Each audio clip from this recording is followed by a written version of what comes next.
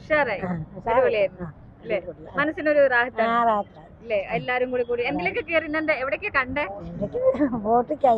ആണോ? പിന്നെ എത്ര പേരക്കുട്ടികളുണ്ട്? മാഷാ അപ്പൊ അവർക്കും ഉഷാറായിരുന്നു. അമ്മേ ഉഷാറായി. അതാണ് നമ്മള് വളണ്ടിയർമാരാ. ഓക്കെ. അപ്പൊ നിങ്ങൾ ആ കോർഡിനേറ്റർ ഇത്രയും പേര് ആശാവർക്കണം ഇത്രയും പേരൊക്കെ കൊണ്ടുപോകുന്ന സമയത്ത് നിങ്ങൾക്കും കുറച്ച് റിസ്ക് ഉണ്ടാവും അല്ല?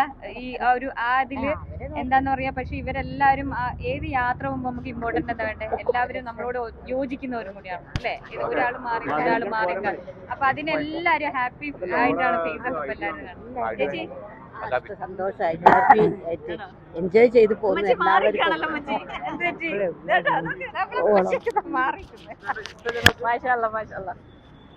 ഈ ഒരു പ്രായത്തിൽ ഈ ഒരു ഇത് കാണുന്നതിൽ സന്തോഷമേ ഉള്ളൂ കേട്ടോ.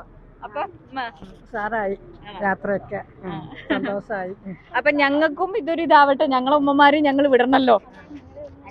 ഞങ്ങള് കോഴിക്കോട് ഞാനിപ്പോ ദുബായിൽ നിന്ന് വരുന്ന വഴിയാണ്. അപ്പൊ നേരെ വീട്ടിലേക്ക് പോയില്ല. അപ്പൊ ജസ്റ്റ് ഫുഡ് കഴിക്കാൻ കയറി. ഇപ്പൊ ആരോടോ ഒന്ന് ചോദിച്ചു